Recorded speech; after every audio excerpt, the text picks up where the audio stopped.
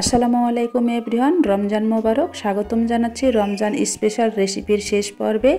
আবারও নিয়ে হাজির হলাম ভিন্ন রকম কিছু ইফতার রেসিপি।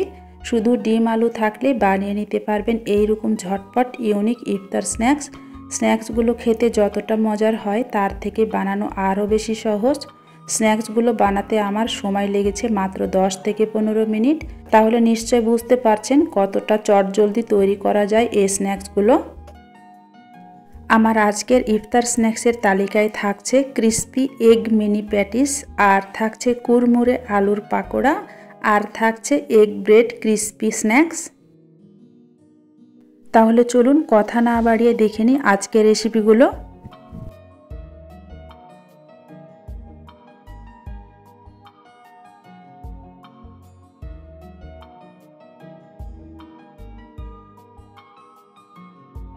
প্রথমে ডো বানিয়ে নেব। এর জন্য মিক্সিং বলে নিয়ে নিচ্ছি 1.5 কাপ ময়দা,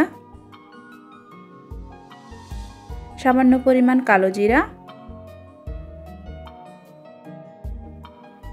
হাফ টিস্পুন লবণ, 3 টেবিল চামচ রান্নার রেগুলার তেল। এখন তেলের সাথে ময়দাটাকে হাতের সাহায্যে ভালোভাবে মেখে নেব। তেলটা ময়দার সঙ্গে ভালোভাবে মিক্সড হয়েছে কিনা আর তেলের পরিমাপটা ঠিক আছে কিনা এভাবে মুঠো করলে বুঝতে পারবেন। মুঠো করে এভাবে দলা হলে বুঝবেন পরিমাপটা ঠিক আছে আর ময়দার সঙ্গে তেলটা ভালোভাবে মিশে গেছে। এবার একটু একটু করে পানি দিয়ে একটা শক্ত ডো বানিয়ে নেব।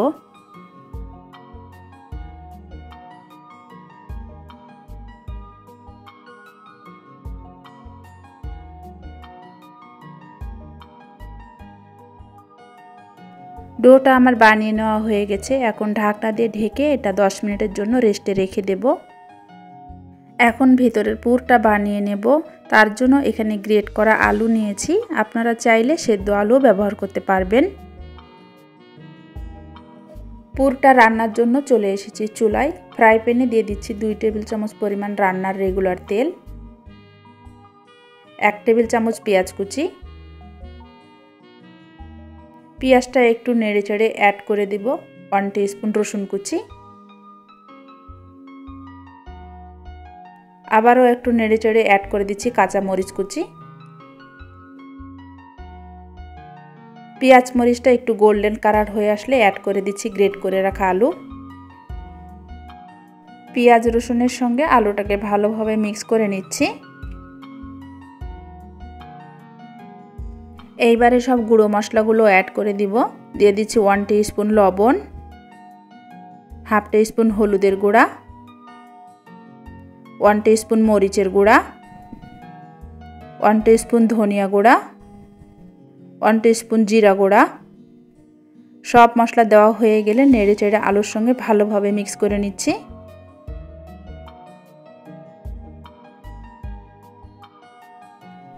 এখন ঢাকনা দিয়ে ঢেকে এটাকে 5 মিনিট রান্না করে নেব লো মিডিয়াম হিটে, যেহেতু আলুগুলো সেদ্ধ হতে সময় লাগে না। 5 মিনিট পরে ঢাকনাটা খুলে আমি আলুটাকে চেক করে নিচ্ছি যে সেদ্ধ হয়েছে কিনা। তো আলুটা আমার সেদ্ধ হয়ে গেছে। এখন মাঝখানটা একটু ফাঁকা করে আমি 2টা ডিম দিয়ে দিচ্ছি। ডিমটাকে একটু আলুর সঙ্গে ভালোভাবে মিক্স করে নিচ্ছি। আলুর সঙ্গে ডিমটাকে আমি এইভাবে একটু নেড়ে চেড়ে রান্না করে নিয়েছি 2 মিনিটের জন্য। খুন্তির সাহায্যে আমি এখন আলুটাকে একটু ভেঙে ভেঙে দিচ্ছি। এখানে এখন আমি দিয়ে দিচ্ছি 1 টেবিল চামচ টমেটো কেচাপ। কেচাপটা দিলে টেস্টটাও ভালো আসবে আর খেতেও ভালো লাগবে। নেড়ে চেড়ে অ্যাড করে দিচ্ছি 2 টেবিল চামচ ধনিয়া পাতা কুচি। আবারও সব কিছু ভালোভাবে মিক্স করে নিচ্ছি। আমার পুরটা রেডি। এখন নামিয়ে আমি পুরটাকে ঠান্ডা করে নেব। পুর ঠান্ডা হওয়ার জন্য আমি এক পাশে রেখে দিচ্ছি। এবার একটা বাটিতে 1 টেবিল চামচ ময়দা, সামান্য একটু পানি দিয়ে একটা ঘন ব্যাটার তৈরি করে নিচ্ছি। এটা আমার স্ন্যাক্সগুলোকে সিল করার কাজে লাগবে। ব্যাটারটা বানিয়ে আমি একটা পাশে রেখে দিচ্ছি। এবারে আমাদের প্রথমে বানিয়ে রাখা ডোটাকে একটু ভালোভাবে ময়ান দিয়ে নিচ্ছি।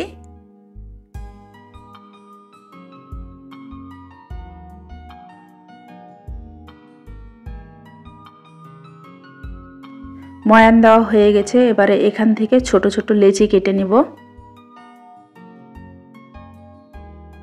এখন এখান থেকে একটা লেচি নিয়ে পাতলা একটা লম্বাটে রুটি বেলে নেব।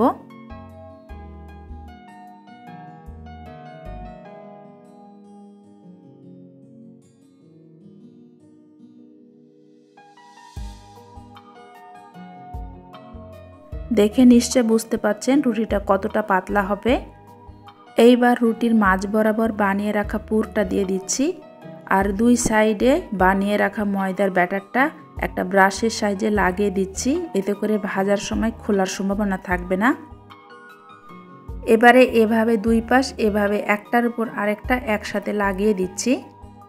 নিচের সাইডে আবারও আমি ব্রাশের সাহায্যে ব্যাটারটা লাগিয়ে এভাবে আবারও এ পাশটা সিল করে দিচ্ছি। এবারে এটাকে উল্টিয়ে আর এক পাশে ব্যাটারটা ব্রাশ করে এভাবে সিল করে একটু চেপে দেব। ব্যাস তৈরি হয়ে গেল আমার একটি এগ পটেটো পকেট। আপনাদের সুবিধার্থে আমি আরেকটা বানিয়ে দেখাচ্ছি। প্রসেসটা একটু খেয়াল করে দেখলেই বুঝতে পারবেন।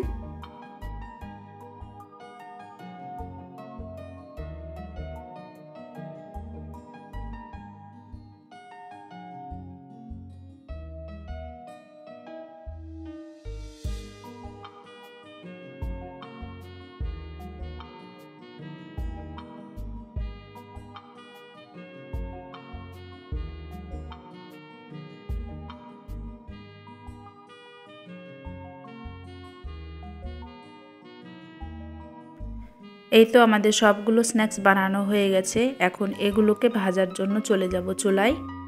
চুলা আগে থেকে আমি তেল গরম হতে দিয়েছিলাম, তেলটা আমার গরম হয়ে গেছে। এবারে একে একে স্ন্যাক্সগুলো তেলে ছেড়ে দিব। লো মিডিয়াম হিটে সময় নিয়ে উল্টে পাল্টে স্ন্যাক্সগুলোকে গোল্ডেন ব্রাউন কালার করে ভেজে নিতে হবে। সময় নিয়ে স্ন্যাক্সগুলোকে ভাজলে অনেকটা ক্রিস্পি আর খাস্তা হয়।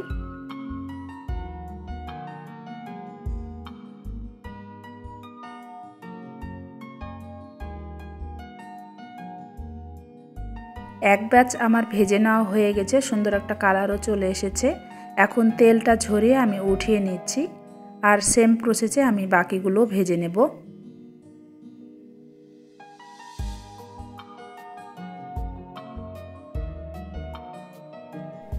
সবগুলো স্ন্যাক্স ভেজে নেওয়া হয়ে গেছে, আর ভাজার পরে কিন্তু অনেক বেশি সুন্দর লাগছে দেখতে। কথায় আছে না, যে জিনিসটা দেখতে ভালো লাগে সেটা কিন্তু খেতেও ভালো লাগে। এখন আমি এগুলোকে গরম গরম পরিবেশন করে দেখাচ্ছি। স্ন্যাক্সগুলো ওপর থেকে অনেক খাস্তা হয়েছে, খেতেও কিন্তু অনেক বেশি মজার ছিল। ওপরে ক্রিস্পি আর ভেতরে আলু আর ডিমের পুর। রমজান শেষ হবার আগে ইফতার আইটেমে একবার হলো রেসিপিটি ট্রাই করবেন। আশা করি ছোট বড় সকলে খুব বেশি পছন্দ করবে। রেসিপিটি কেমন লাগলো অবশ্যই সুন্দর একটি কমেন্ট করে জানাবেন। আর এখন একটা ভেঙে দেখাচ্ছি ভেতরটা কতটা লোভনীয় হয়েছে।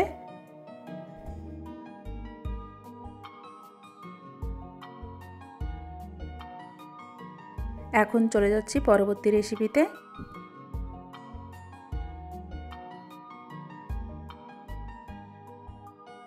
এখানে আমি দুইটা আলু নিয়েছি, আলুর ওপরের খোসাটা আমি ছাড়িয়ে নিয়েছি। এখন আলু দুইটাকে আমি পাতলা পাতলা স্লাইস করে কেটে নিচ্ছি।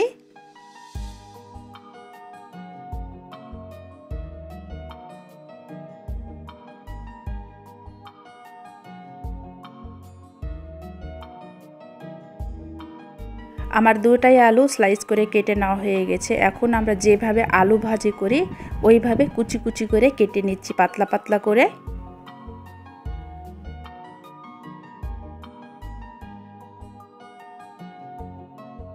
আলু দুইটাকে আমার কুচি কুচি করে কেটে নেওয়া হয়ে গেছে। এখন মিক্সিং বলে তুলে নিয়ে আমি পরিষ্কার পানি দিয়ে ভালোভাবে ধুয়ে পরিষ্কার করে নেব।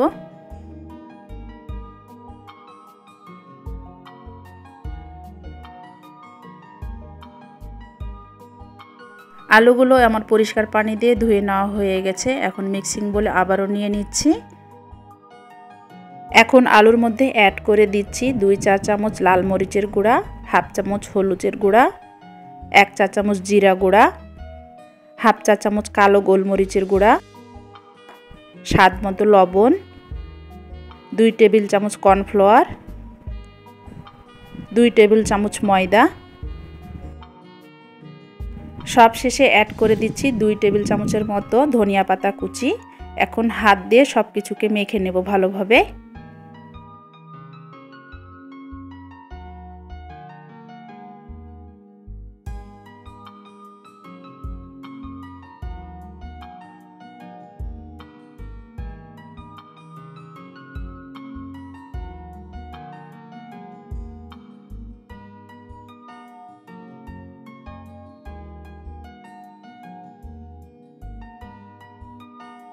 সুন্দরভাবে মেখে নেওয়া হয়ে গেছে। এখন পাকোড়ার শেপ দিয়ে আমি গরম তেলের মধ্যে ছেড়ে দেব। আমি আগে থেকে তেলটা গরম হতে দিয়েছি চুলায়, তেলটা আমার গরম হয়ে গেছে। এখন পাকোড়ার শেপ দিয়ে আমি তেলের মধ্যে ছেড়ে দিচ্ছি।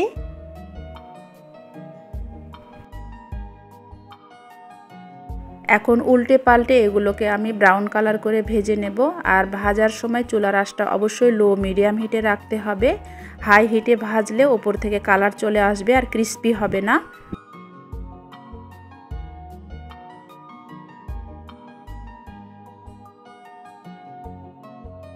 এক ব্যাচ পাকোড়া আমার ভেজে নেওয়া হয়ে গেছে। এখন তেলটা ঝরিয়ে আমি উঠিয়ে নিচ্ছি।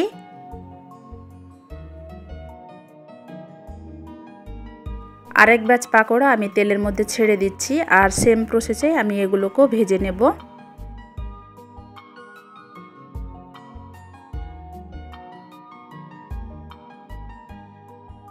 সেকেন্ড ব্যাচ পাকোড়াও আমার হয়ে গেছে। এখন তেলটা ঝরিয়ে আমি উঠিয়ে নিচ্ছি। পাকোড়াগুলোকে আমি গরম গরম পরিবেশন করে দেখাচ্ছি।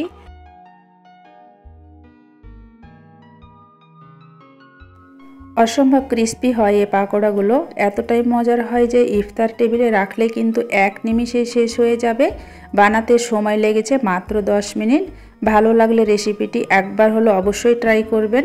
সাউন্ডটা শুনে এখন নিশ্চয় বুঝতে পারবেন কতটা ক্রিস্পি হয়েছে পাকোড়াগুলো।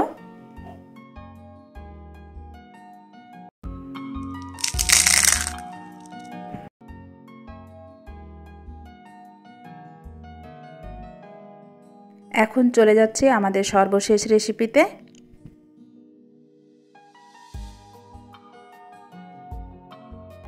রেসিপিটি বানাতে লাগবে আমাদের ডিম। তো 2টা ডিম আমি সেদ্ধ করে নিয়েছি। এখন 2টা ডিমকে আমি গ্রেটারের সাহায্যে গ্রেট করে নিচ্ছি। ডিম 2টাকে আমার গ্রেট করে নেওয়া হয়ে গেছে। এক সাইডে রেখে একটা মিক্সিং বোলে নিয়ে নিচ্ছি 2টা মাঝারি সাইজের সেদ্ধ আলু। আলুগুলোকে একটা কাঁটা চামচের সাহায্যে আমি ম্যাশ করে নিচ্ছি। আলুটা আমার ম্যাশ করে নেওয়া হয়ে গেছে। এখন ম্যাশ করা আলুর মধ্যে আমি অ্যাড করে দিচ্ছি 1 টিস্পুন লবণ, 1 টিস্পুন লাল মরিচের গুঁড়া, 1 টিস্পুন জিরা গুঁড়া, half teaspoon oregano, half teaspoon black pepper, 1 table চামচ পেঁয়াজ কুচি, 1 টেবিল চামচ ক্যাপসিকাম কুচি, 2 টিস্পুন কাঁচামরিচ কুচি, 1 টেবিল চামচ ধনিয়া পাতা কুচি, 1 টেবিল চামচ টমেটো কেচাপ। এখন আলুর সঙ্গে সব কিছুকে মিক্স করে নিচ্ছি।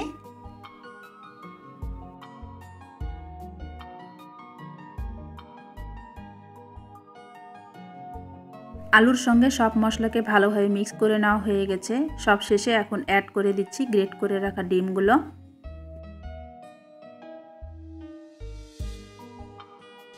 এখন ডিমের সঙ্গে আলুটাকে ভালোভাবে মিক্স করে নেব।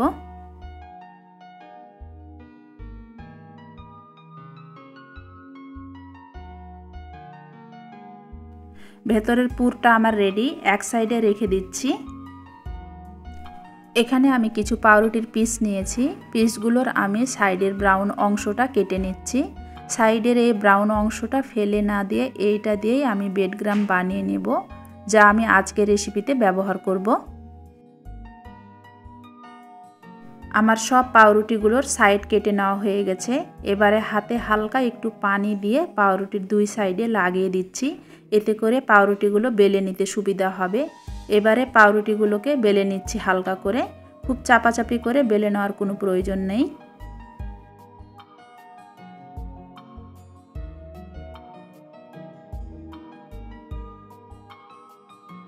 আমার সবগুলোই পাউরুটি বেলে নেওয়া হয়ে গেছে। এখন যে পুরটা আমি বানিয়ে রেখেছিলাম পুরটা পাউরুটির মাঝ বরাবর দিয়ে আমি পাউরুটিতে ভালোভাবে চামচের সাহায্যে লাগিয়ে নিচ্ছি। এখন পাউরুটির চারি সাইডে আঙ্গুলের সাহায্যে আমি এভাবে পানি লাগিয়ে নিচ্ছি। এতে করে সুন্দরভাবে মুখটা সিল হয়ে যাবে, ভাজার সময় আর মুখটা খুলে আসবে না। আমি কিভাবে ডিজাইনটা করে নিচ্ছি নিশ্চয় দেখে বুঝতে পাচ্ছেন, খুব সহজ একটি প্রসেস।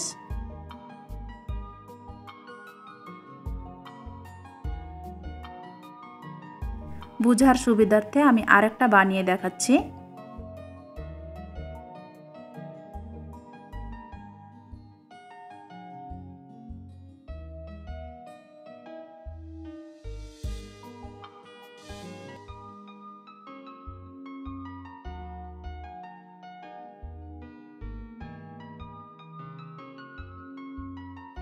বাকি স্ন্যাক্সগুলোকে আমি একইভাবে বানিয়ে নেব। আমার সবগুলো স্ন্যাক্স বানিয়ে নেওয়া হয়ে গেছে। এক সাইডে রেখে এখন একটা ব্যাটার বানিয়ে নেব। একটা মিক্সিং বলে নিয়ে নিচ্ছি 3 টেবিল চামচ ময়দা, 2 টেবিল চামচ কর্নফ্লাওয়ার, হাফ টিস্পুন লবণ, half teaspoon oregano, half teaspoon লাল মরিচের গুঁড়া। এখন একটু একটু করে পানি দিয়ে ব্যাটার বানিয়ে নেব।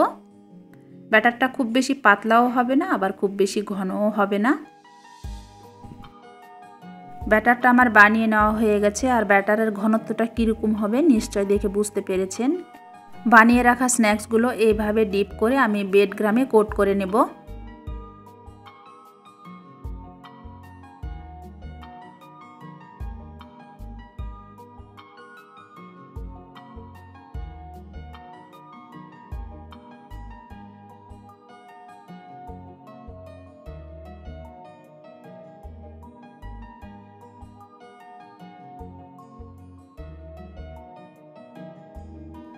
আমার সবগুলো স্ন্যাক্স কোট করে নেওয়া হয়ে গেছে। এখন এগুলোকে ভাজার জন্য চলে যাব চুলায়। চুলায় আমি পরিমাণ মতো তেল গরম হতে দিয়েছি।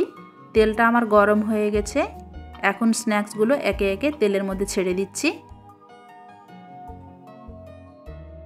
এখন উল্টে পাল্টে স্ন্যাক্সগুলোকে গোল্ডেন ব্রাউন কালার করে ভেজে নেব। আর ভাজার সময় চুলার আঁচটা অবশ্যই মিডিয়াম হিটে রাখতে হবে।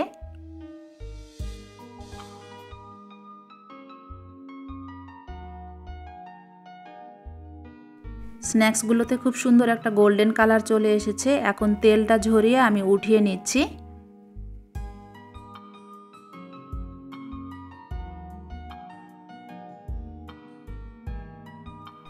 বাকি স্ন্যাক্সগুলোকে আমি একইভাবে ভেজে নেব।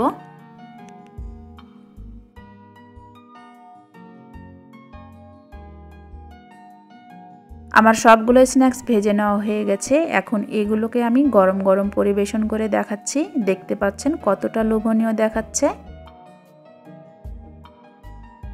এই স্ন্যাক্সটির ওপর থেকে ক্রিস্পি আর ভেতরে ডিম আলুর পুর ভরা ইফতার আইটেমে কিন্তু পারফেক্ট একটি রেসিপি। খেতে কিন্তু অসম্ভব মজাদার হয়। আশা করি ছোট বড় সকলে খুব বেশি পছন্দ করবে। বাসায় একবার হলো ট্রাই করবেন। আজকের রেসিপিগুলো আপনাদের কাছে কেমন লাগলো অবশ্যই সুন্দর একটি কমেন্ট করে জানাবেন।